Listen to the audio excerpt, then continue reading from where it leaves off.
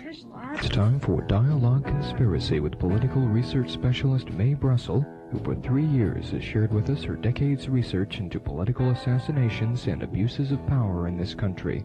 Her program relates the news of the week to emerging evidence about the conspiracy which allegedly maintains by force its control over the legislative and judicial processes in America.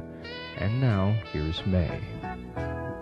Good afternoon. This is Mae Brussell in Carmel, California. Dialogue Conspiracy number 204, July the 7th, 1975. You heard on the news, the Carmel people heard news of the CBS report, the news correspondent, and Daniel Shore. I'll repeat it for those who get this broadcast taped in other cities, get it a week later. You may have heard or not heard it this week, that the CBS news correspondent Daniel Shore reports he located a former CIA official who claims to have read a CIA memo about Lee Harvey Oswald. The memo was allegedly written in 1962, a year before the assassination of President Kennedy. Shore interviewed the former agency employee on CBS Evening News. This was this last week, but withheld his name and picture at the official's request. The former CIA official stated that he came across a memo in 1962 which consisted of an interview report from a redefector from the Soviet Union. The redefector who was interviewed matched Oswald's description almost perfectly. According to the CIA official, the redefector was described as an ex-Marine who had defected to Russia, worked in a radio factory in Minsk, and then redefected with his family to the United States in 1962. This is an exact account of Oswald's defection history. The official told CBS that CIA memo dealt mainly with intelligence on the Minsk radio plant. CIA Director John McCone testified following Kennedy's death that the agency never had any contact with Lee Harvey Oswald. The CIA, in response to questions from CBS, admitted that such a memo exists, but the agency said that an interview was not with Oswald but with a former Navy officer who defected at the same time. Dialogue Conspiracy today is going to bring you, first on KLRB, a very explosive document which I have in my files. I've had it 5 years from the National Archives. It may not even exist in its original form, but it can be verified as coming from the National Archives and from the working collection of Mr. Liebler of the Warren Commission, having to do with Oswald's work in the radio factory in Minsk. This is terribly important, and I want to go slowly with you and give you the documentation that then I will send to CBS in Washington, D.C., because the radio factory and the contacts that Oswald had were very essential, not only to his CIA work in the Soviet Union, but I think they were instrumental in helping bring down the U-2 flight of Gary Powers. That's why Oswald was in the Soviet Union. I'm convinced of that. His wife was a CIA agent, and I have the documentation and proof, and we'll go into that in a few minutes. Before I go further into Dialogue Conspiracy today, I do want to welcome a new station that will begin listening starting this week. Last week, we entered KCBX from San Luis Obispo here in California. I hope they liked the first show. I have to explain that we are a continuing series. It is a course in a way of analyzing the news and going into these documents that I have. I hope the pace wasn't too fast. And this week, WYSO-FM in Yellow Springs, Ohio, is going to begin the series of Dialogue Conspiracy. That's on the campus at Antioch College in Ohio. I was back in Ohio at Dayton University, Wright University rather, in Dayton this last year to speak to the campus, and also at Dayton University the year before. I have a lot of good friends in Ohio that have listened to Dialogue Conspiracy before back there, and I'm really excited that Yellow Springs is going to carry this weekly show. I did a radio interview there with them in Ohio just this last May. We'll try to go slow, and I will proceed with this radio factory in just a moment. I do want to say that those of you who listen and are leaving town, going to school in the fall, ask your college stations to join what I call this caravan of truth, along with these other stations, and you can get cassettes of these radio broadcasts. They're $2.60 for each 45-minute show, or you can order a series of four 45-minute reels and play on the station, FM stations, introduce new stations to Dialogue Conspiracy.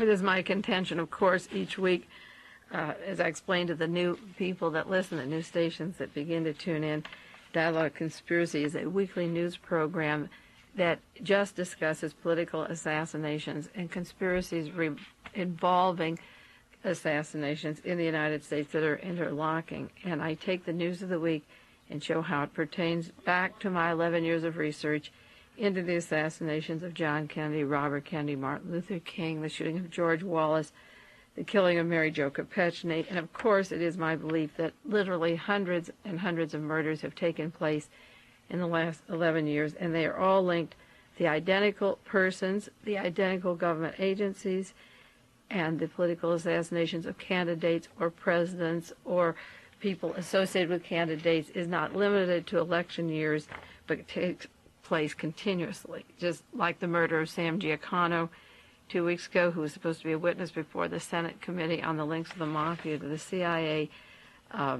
Giancana was murdered. Robert Mae, who was given immunity. Mr. Rosselli was brought in for a few light questions. And then a man named Mr. Sheffield Edwards, who was head of the CIA's Office of Security that set this all up. He isn't called, but Mr. Giancana was murdered. Well, along those lines, and before I get back to that radio factory in Minsk, I have to mention an article that came over the Associated Press today, and maybe some of you have seen it, and maybe you haven't. The title is A Report for U.S. School for Assassins. It came from the London Times. It's from a U.S. Navy psychologist, Lieutenant Commander Thomas Nehru, who works at a Navy hospital in psychological behavior modification in Naples.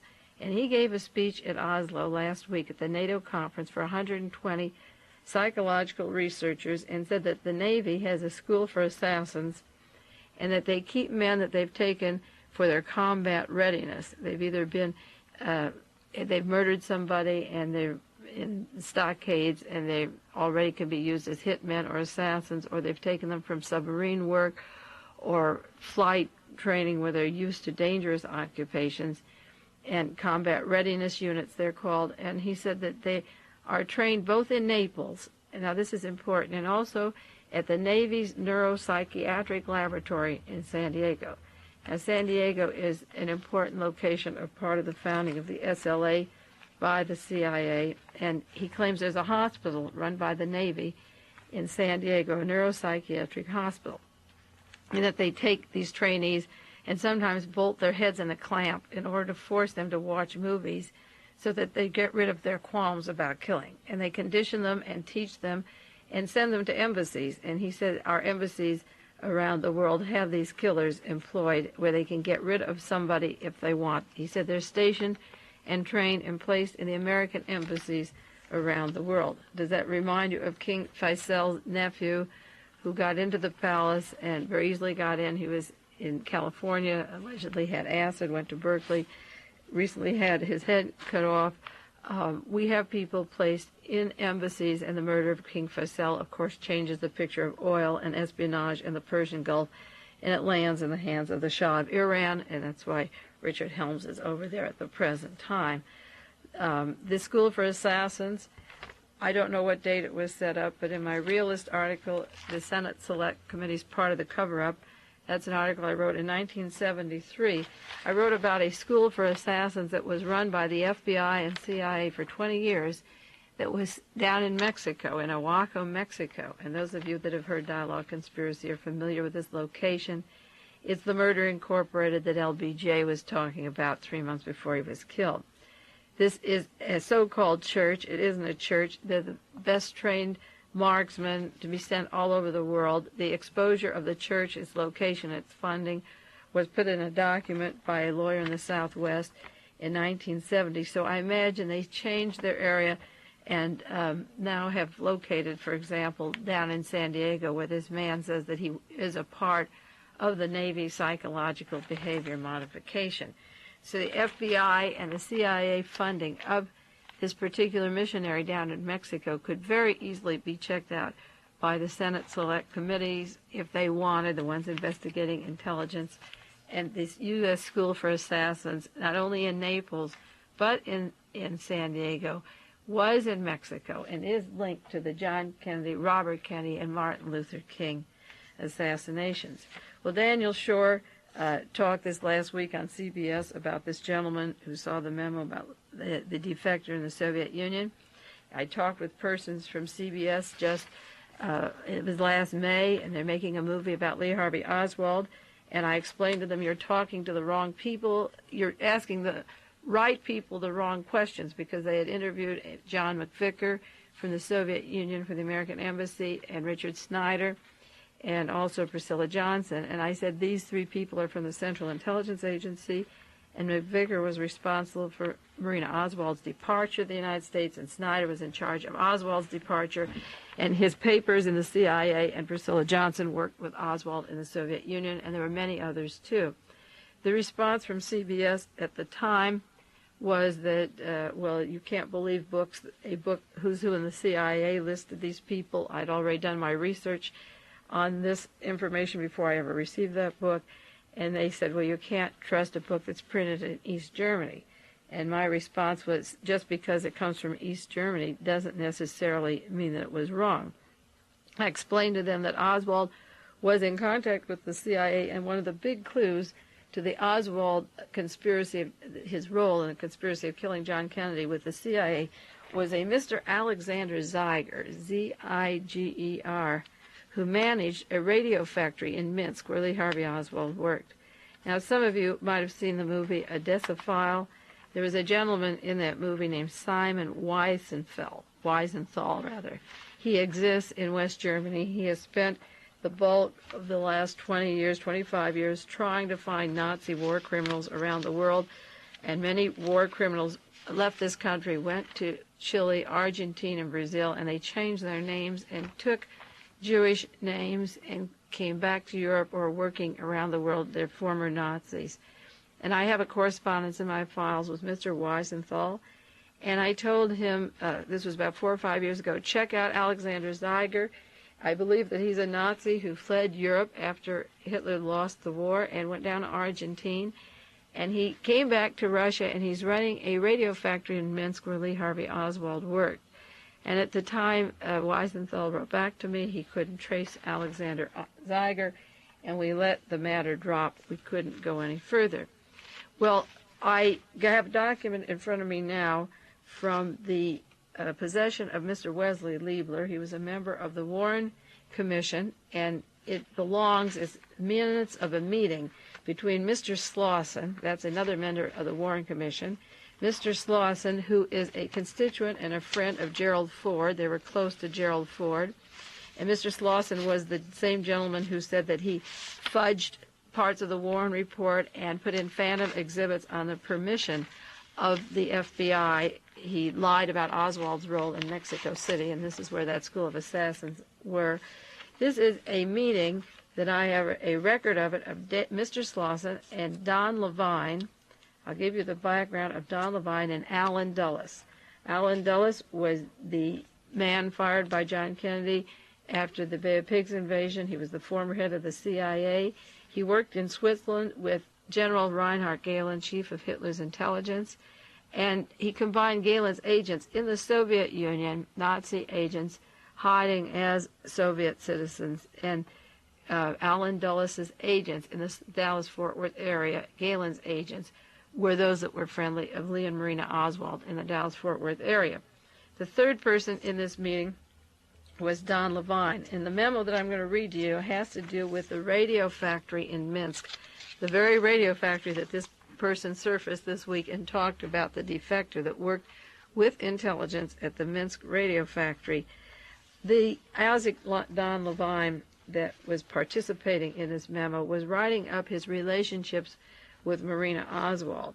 As soon as Lee Harvey Oswald was murdered in Dallas, Texas, Levine got a role which he's played ever since the Cold War of perpetuating untruths to keep the conspiracy story going, and his assignment after the killing of John Kennedy was to take on Marina Oswald and, in quotes, help her write a book, which would be a fabrication, but it was also a CIA way of paying her off $25,000 as soon as Lee Harvey Oswald was gone. In my article in The Realist, written July 73, the one on the Senate Select Committee's part of the cover-up, this is for my first Realist article on Watergate, linking Watergate to the John Kennedy assassination to Richard Nixon's power. I have a description of Isaac Don Levine, and I'll read it to you because then I'm going to read you what Levine is saying about the radio factory in Minsk. Isaac Don Levine is the man who took Whittaker Chambers by the arm, a reluctant Chambers who was ready to back down about testifying about Alger Hiss. And Isaac Don Levine worked very closely with Richard Nixon, and he arranged the meeting where he would begin to smear Alger Hiss. It was no coincidence that the same Isaac Don Levine would be meeting with Marina Oswald, the widow of Lee Harvey Oswald, immediately following the murder of President Kennedy. They were in a huddle to exchange money for squeezing a communist story out of a CIA plot. I wrote this in 1972. Levine served Richard Nixon's career faithfully and many times all through the years. Now, at the minutes of the Warren Commission meeting, John J. McCloy, who was the lawyer for the Rockefeller family and Chase Manhattan Bank, said, this is a January 21st meeting, 1964. He told the members of the Warren Commission, this fellow Levine is in contact with Marina to break the story up in a little more graphic manner and tie it into a Russian business. And it is with the thought and background of a Russian conspiracy connection concept that Isaac Don Levine was brought to Texas to meet with Marina Oswald.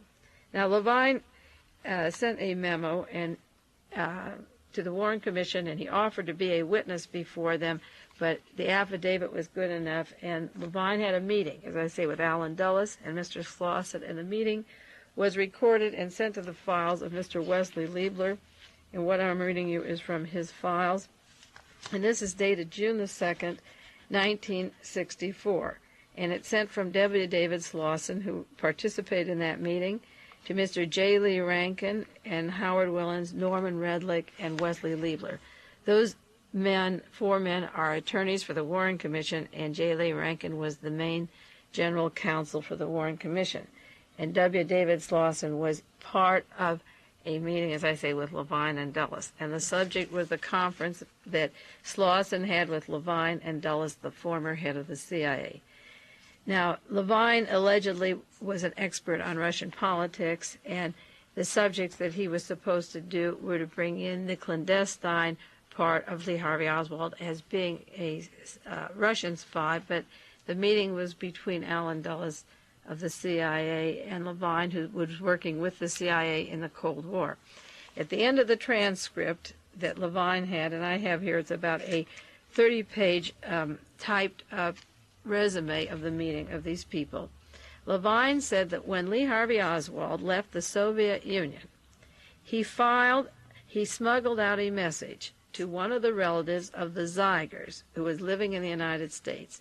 Now, Alexander Zeiger was the head of the Minsk radio factory where Lee Harvey Oswald worked. This Zeiger was very important to the Kennedy assassination because of the links of Oswald to the CIA. And this transcript says that Oswald left Russia, and he took with him a message from the relatives of Zeiger, the man who ran the radio factory in Minsk, where Oswald was. And the message asked for help. The Zeigers had two daughters that Lee and Marina Oswald were friendly with. And the daughters wanted to leave the Soviet Union, like Marina wanted to leave the Soviet Union. She was a white Russian, aristocratic family, and she didn't like living under communism. The Zeiger daughters were born in Argentina. After World War II, Zeiger fled to Argentina. He stayed there, came back, and managed this radio factory in Minsk.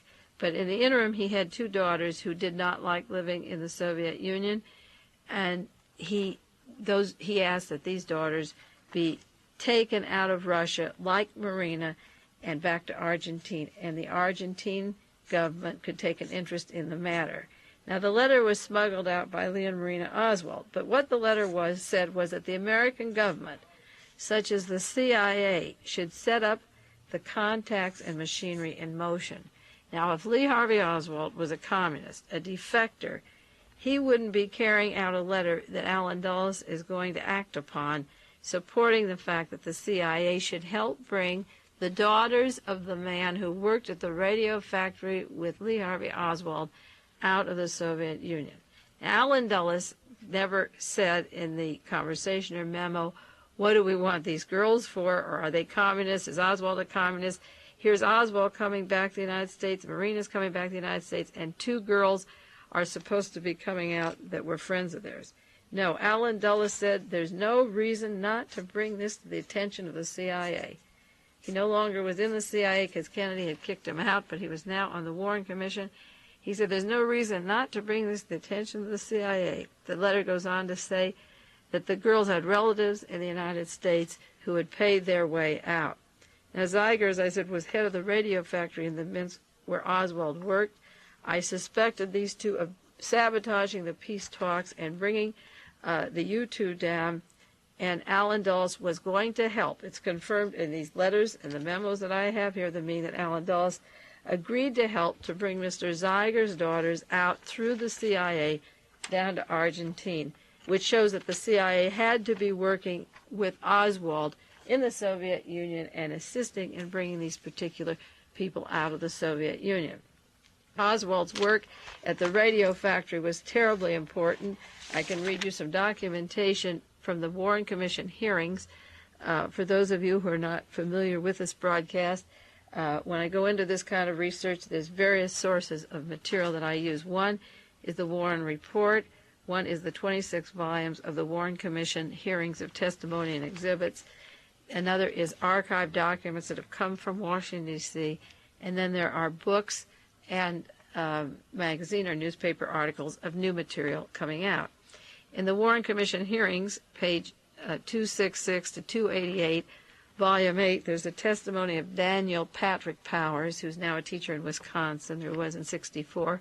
He served in the Marines with Oswald. He went from Florida to Biloxi, Mississippi as part of radar training. They had special training at Keesler Air Force Base in Biloxi, Mississippi. He said Oswald was a good student. He was 7th in a class of 30. Powers completed a Bachelor of Science and a master's degree in 1964. He and Oswald were stationed at Atsugi Air Force Base, the home of the U-2 flights, the spy missions. Oswald was playing chess, reading good literature, studying Russian. He was assigned to the Marine Air Control Squadron number 1 at the Naval Air Station at Atsugi. They were radar operators, the squadron composed of radar group. The function was to support landings with control of aircraft areas or target sites.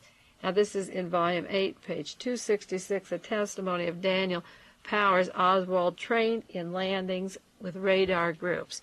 The function was to support the landings with the control of aircraft areas. They would control the aircraft by radar rather than use it with visual flight. Remember, the U-2s were not seen visually. That was the selling point. He said they were sent to Subic Point and Subic Bay in the Philippines. Oswald's autobiographical material that was prepared refers to the fact that he was at Subic Base, and it was confirmed by Daniel Powers, and Mr. Jenner of the Warren Commission admitted on page 280 of Volume 8 that it was not in his official Marine record. They kept it out, but that he was there. And in this particular assignment, this is in Volume 8, Mr. Powers said we were plotting simulated aircraft. We were scanning it. We had temporary duty at Subi. They were closely guarding the hangar. It developed that there was a U-2 aircraft in it at the hangar. Oswald was part of that group. We were plotting simulated aircraft. Oswald never expressed sympathy towards the Communist Party or the Marxists. That's Mr. Powers. Then John Donovan was another witness before the Warren Commission, and I have some documents of his, some private, these are from the National Archives, on John Emmett Donovan, former commanding officer of Lee Harvey Oswald in the Marines from March 59 to September 59, that Oswald served as a radar plotter for the U.S. Marine Air Control. Donovan was an instructor at an academy in Alexandria, Virginia. At the time, he was called as a witness before the Warren Commission. He was the officer over Oswald. He said both were attached to counter-air operations, Marine Air Control Squadron in Santa Ana. Oswald was one of a minority who actually knew what was happening in world affairs, particularly in politics. He used his superior knowledge of world political situations to trip the unwary officers. He was dependable on watch during performance of duties with the crew, such as radar scanning operations. He believed Oswald's classification would be an operations man. Oswald had a high IQ. His position with the radar crew gave him access to all secret radio frequencies, call signs, authentication codes utilized in connection with the normal function of the Marine Air Control Squadron. Oswald also knew the displacement of most military squadrons of all services on the West Coast and the number and type of aircraft in all services, ranging the locations of the radar control site on the West Coast. His position required a secret clearance, and access to the locations they operated was gained by presentation of appropriate credentials to the guard on duty. That is Lee Harvey Oswald's radar work, and I have some more information. This is from the United States Secret Service Treasury Department. Some more on Donovan talking about Oswald as a plotter for the Air Control Squadron. He pointed out that the U.S. Marine Corps selects men for combat air operations stations of superior intelligence, above average score on general classification tests. In addition, prospective candidates are screened to ensure good, hard-eyed coordination and reflex action. In comparison with the average enlisted man, Oswald was of higher intellect and intelligence. During his tour of duty under Donovan's command performance, he worked well.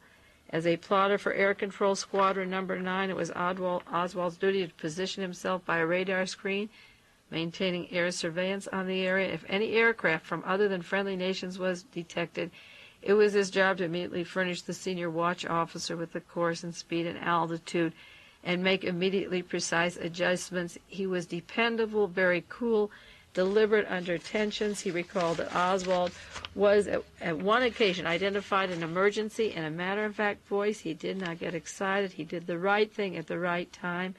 His associates in Squadron 9 were generally men of higher intellect and intelligence. Being college-educated, Oswald was a voracious reader, read books in a serious vein, college-level textbooks. He would pride himself on knowing the name of great philosophers and would mention their names. Now that is from persons that trained Oswald in the radar work or worked with him in the radar operations. Now let us go to what Marguerite Oswald said about her son before the Warren Commission, and then I'll conclude with Gerald Ford said in his book, because I do like to each week talk about a book called The Portrait of the Assassin by the President of the United States, and see if you can reconcile what Gerald Ford is saying with these kinds of documentations, that the CIA is willing to bring home the two daughters of the Oswald's friend in the Soviet Union and send them back down to Argentina. Their sympathies are obviously not with Marxism or with the Soviet Union, and reconcile it with what the officers, Powers and Donovan, can say and the kind of documentation Oswald had. When Marguerite Oswald, the mother of Lee Harvey Oswald, was called before the Warren Commission, her testimony was taken, and I'm going to read you some quotations that she gave because they were in Gerald Ford's book. I could take them from Volume 1 of the Warren Commission hearings, but I want to go to what Gerald Ford put in his own book, because in Chapter 4, he has a chapter called Marguerite's Viewpoint. The book, again, I say, is the one that Gerald Ford, President of the United States, wrote when he was a member of the Warren Commission. Chapter 5 is called Another Side of Lee Harvey Oswald, and after Gerald Ford gets going in his book, he relies on that fictitious diary, but he did give Marguerite Oswald, the mother of Oswald, a few chances to say what she wanted to say, and keep this in mind with the new person surfacing who was on CBS who knows that Oswald was an agent of the CIA. This man has surfaced now and said he's seen the memos. This is what Marguerite Oswald said in 1964 before the Warren Commission, and this was in the book of Gerald Ford's book, The Portrait of the Assassin. She said, January 21st, 1961, she was certain that her son was an agent of the American government. She made a trip to Washington, D.C. to see if her son would come back from the Soviet Union. She borrowed money on an insurance policy, and she called the White House from the train station at 8 a.m. to speak to the president. and President Kennedy was in conference. That's one conference that President John Kennedy should never have missed, because that's the one that probably would have saved his life from this elaborate conspiracy. Dean Rusk's secretary got on the line, and a Mr. Boster from the Soviet Affairs talked with her. He said, "I'm familiar with the case. Will 11 o'clock appointment be okay?" And they told her what hotel to stay at, and Marguerite Oswald was in the State Department within 3 hours, saying, "My son is an agent of the United States government. He's needed at home. You've exploited him by saying he's a defector." 3 months later, 8 weeks later, March 22nd, 1961, Lee Harvey Oswald sent a letter saying that he wished to return to the United States. On April the 30th, 1961, he married a Russian girl approximately 5 weeks later. Lee claimed on March 21st he wanted to come back to the United States. This followed 8 weeks after his mother was in Washington. But this CIA agent, and I call her a CIA agent, Marina Oswald, who I say is not a wife, who is an espionage agent, became engaged and married Oswald within 5 weeks. Marguerite Oswald said, and this is in Gerald Ford's book, that the embassy ordered him to marry this Russian girl. A few weeks later, he's ready to come home with this girl. He doesn't get out of the Soviet Union with a Russian girl with money loaned to him by the U.S. Embassy unless the embassy ordered him to marry this Russian girl. Marguerite said, "I asked Lee, why did you come back to the United States if you had a job and you're married a Russian girl?" And he answered, "Even Marina doesn't know that." At the Payne's home in Irving, Texas, near Dallas, Marguerite Oswald claimed there was this literature from the Daily Worker on communism and Marxism, and she says, "I don't think Lee would leave that around if he was going to assassinate the president, and he believed these things, he wouldn't leave it around." She says, "I believe Marina loved him in a way, but I believe Marina wanted to come to America. I know a little about the CIA." This is Marguerite Oswald. "The U-2 powers and the things made public, they go to any extreme for their country, and I don't think that would be serious for him to marry a Russian girl and bring her here so he could have contact. It's all part of the agent's duty. I think my son is an agent. I'm not the only one who thinks my son is an agent." Mr. Rankin of the Warren Commission asked her question, "How much money do you think he received for being an agent?" And Marguerite said, "I don't know, but I have approximately $900, and Marina has $35,000 that she's announced publicly." This was in January 1964, right after the Kennedy assassination. And she said, "Where does the money come from?" Mr. Rankin, chief counsel of the Warren Commission, said, "You don't have any proof of a conspiracy." And Marguerite Oswald, the mother of Lee Harvey Oswald, said, "I feel like the Dallas police do not have proof that my son shot President Kennedy. If they have anything, it is only circumstantial evidence. And I have as much circumstantial evidence here that Lee was an agent as the Dallas police have that he shot President Kennedy."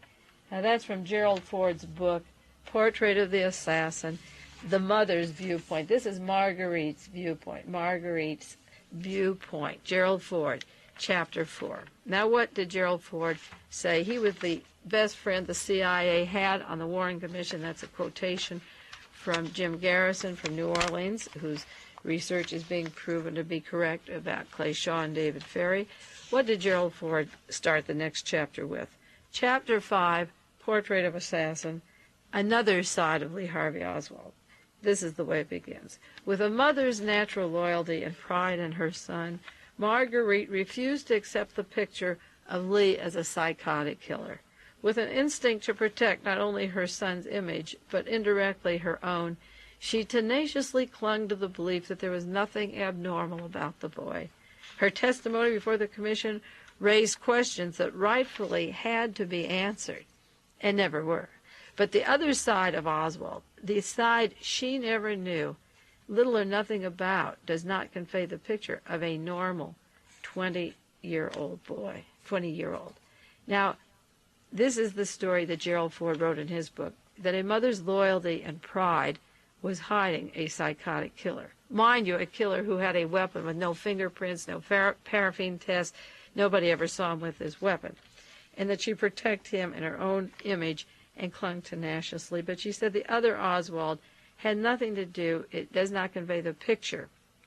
She says Oswald was not a normal 20-year-old. Now, that is Gerald Ford saying Oswald was not normal. The only thing that was abnormal about the Kennedy assassination was the manipulation of the facts and evidence. Oswald was a perfectly normal 20-year-old. I read you just two examples of officers in the Navy. The Marine records, which is the toughest branch of the service of the United States, shows 3 years of being a perfectly normal, perfectly responsible person with intelligence, ability to act fast. The only things abnormal about Oswald in this interim from Marines until the time he was killed was his relationship to the United States government. He asked for his passport back in the Soviet Union. It was sent to him. He asked for money to come back from the United States. It was sent to him immediately. He got his passport before he left the Marines, and it said he was going to the Soviet Union, and he had top security clearance in the Marines. An Army airplane met him at Helsinki. It was not an ordinary commercial airline, and from there he went from Helsinki to Moscow. The money to bring his Russian wife back came from the State Department, and it was paid in large sums, which isn't explained by the way Oswald worked when he came home from the Soviet Union. When he arrived at the harbor in New York, he was escorted by one of the top chiefs of the Anti-Communist League at the harbor in New York, taken to the hotel, and then taken to the airport, where he proceeded to Fort Worth and Dallas in 1962. The very first person Oswald contacted when he came home from the Soviet Union was Max Clark, chief of security, the FBI man working at Convair General Dynamics in Fort Worth, Texas. In 1963, he went to the New Orleans offices for a passport and said he wanted to return to the Soviet Union. And after having been a defector and allegedly there would be a card or a hold on his passport, within 24 hours he was back at the office and had a passport to return to the Soviet Union. He was in contact with FBI agents in Dallas, in Fort Worth, in New Orleans. When he was arrested on an altercation and put in the jail in New Orleans overnight, he sat with the police chief and asked for the FBI man. The FBI man came to the jail. Oswald was released. He sat on a bus going to Mexico, where the School for Assassins was, run by a man named Albert Osborne, alias John Howard Bowen, and another man who sat from the CIA sat on the bus also with Oswald going down to Mexico City in the fall of 1963. None of these things are normal, and the Warren Commission has evidence which they printed in their 26 volumes that I read on the air and quote to you about Lee Harvey Oswald, and yet Gerald Ford, President of the United States, clings to the story that Oswald was a psychotic killer and that there was nothing normal about this particular person. And yet Gerald Ford based his book on his idea of the true Lee Harvey Oswald, what he calls the historic diary, which I did on the radio show a few weeks ago. I talked about it. He will not tell where the diary came from. We haven't seen the original. There's no proof that Lee Harvey Oswald wrote that diary. I doubt if it exists or fingerprints on it. There's no evidence of where Marina Oswald saw the diary the first time, how the officials got it, how Life magazine got it, or whether E. Howard Hunt wrote that diary for Allen Dulles. And Gerald Ford, I believe, should be impeached like Richard Nixon for continuing this story of covering up the real Lee Harvey Oswald. I spoke with CBS this week and sent them a copy of the document, the one half that was used in Gerald Ford's book about Lee Harvey Oswald, the rumor that Lee Harvey Oswald was an agent of the FBI. But I sent them the other half of the document that Mr. Melvin Belline, the attorney for Jack Ruby, was familiar with the allegations, as was Henry Wade, the district attorney of Dallas, that Oswald carried the number 110669 of the CIA and that he was an agent of the CIA. I think the true story of the Radio Factory, the news breaking this week, is very important, and I will be in touch with the CBS people again about this, because the memo, admittedly by the CIA, does exist, and the American people should know that Allen Dulles of the CIA was making arrangements, or did make them, to bring over the daughters of Mr. Zeiger, who worked with Oswald in that Radio Factory. And furthermore, those daughters were, one of them was working with an anti-Castro Cuban, and that part is left out of the document which I have here, which is very interesting. I have certain pages, and certain pages are deleted. I brought into the studio, it has to do with Marina Oswald. Allen Dulles is talking to Mr. Levine, and they're talking about her marriage, and Levine said, at the drop of the hat, The way they live is beyond comprehension. She married him within 6 weeks, but I think that was inducement. He had the apartment before their marriage. It simply points one more item to speak. That's page 10. Now, page 11, 12, and 13 are missing from this very important document that I have. But then Isaac Don Levine on page 14 says, I'm sure you have it in your papers because I have both a Spanish and English translation in my papers of his report. This was a man sent by the anti-Castro people in New Orleans and worked with Marina Oswald. And Marina was there and the baby was there. And it has to do with anti-Castro people. And a daughter of a Zeiger, Mr. Zeiger, was going with a member of the anti-Castro community who was placed in the Soviet Union. And also there was an agent of the CIA who came to New Orleans who was working, a friend of Lee Harvey Oswald's. He worked as a spy in Russia along with Lee Harvey Oswald, and both of them were in New Orleans. Lee and Marina Oswald smuggled out of the Soviet Union the letter from the Zeiger girls and got it to the CIA, and Allen Dulles was to proceed and take care that these girls would be taken out of the Soviet Union, that Argentina would request them being Argentine citizens. Levine says in this document on page 14, I think I've covered the rest. I told you about the Argentine family, the two girls.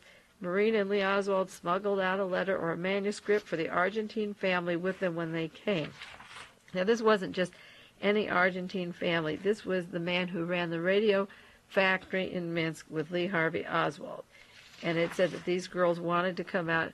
Levine said if Mr. Dulles, not Khrushchev couldn't do it, but if Mr. Dulles could get the ambassador from Argentina, that there is money and means for these girls, that somebody in America would pay their transportation. If our Central Intelligence Agency would arrange it, that the transportation would be sent and those girls could leave the Soviet Union. And it went on that Marina Oswald wanted, it goes on to say that Oswald's attitude, her attitude was that she was a petty bourgeois. She wanted an American home. Her friends lived in a $45,000 suburb home, her idea of heaven. Levine said, a modern equipment, radio, TV, dishwasher, silk stockings, everything in the world, dresses galore, and she already has a lot. I have another part of this document where they threatened to deport Marina Oswald if she didn't go along with the story, and it said that she was threatened by the FBI and the State Department, and she wouldn't tell everything she knew, but if she told too much of what she knew, she would be deported. So she had to go along with the story. And the document is quite long. Some pages are left out. But this is a conversation that I will be writing up and talking more on the radio. And one more thing, Isaac Don Levine, the CIA writer who was working with Marina Oswald, who physically led Whittaker Chambers because he was weak and wanted to back out, led him to testify against Alger Hiss, the man that catapulted Richard Nixon to fame years ago, brought Richard Nixon to power because of the implications of this Kennedy assassination. Levine had a printer for Marina Oswald's book called The Meredith Press, and a Mr. C.V. Jackson and Ed Thompson had a $25,000 proposal for her. Now, I have many people that do private investigative work for me when I give out leads. So let's look in and see if the CIA covered the Meredith Press, a C.V. Jackson and Ed Thompson, because if the CIA is linked to the Meredith Press, then we know they gave Marina Oswald $25,000. Keep in mind, she had this $25,000 from Isaac Don Levine, the man that made Richard Nixon president at one time through his manipulations, and the book never came out, did it? It's 11 years and it never came out. Is Meredith Press a CIA front? Well, I was on to the radio factory in Minsk 5, 6, 7 years ago while I was doing my work. I am excited this week about the CIA memos of that being a contact of Oswald. I was on to Mr. Alexander Zeiger, and if he isn't a Nazi from Germany that fled to Argentina and came back, then he's the only one that isn't, because all of Oswald's contacts were with Nazis from World War II, through Allen Dulles, through Reinhard Gehlen, and Hitler's intelligence. Well, that's a lot of material for today. I hope Antioch can hold that, and our new stations. And take care. We'll see you next week on Dialogue Conspiracy. This has been Dialogue Conspiracy with political research specialist Mae Brussell, who for 10 years has been researching the facts behind political assassinations and conspiracies in this country. Dialogue Conspiracy originates with KLRB FM in Carmel, California.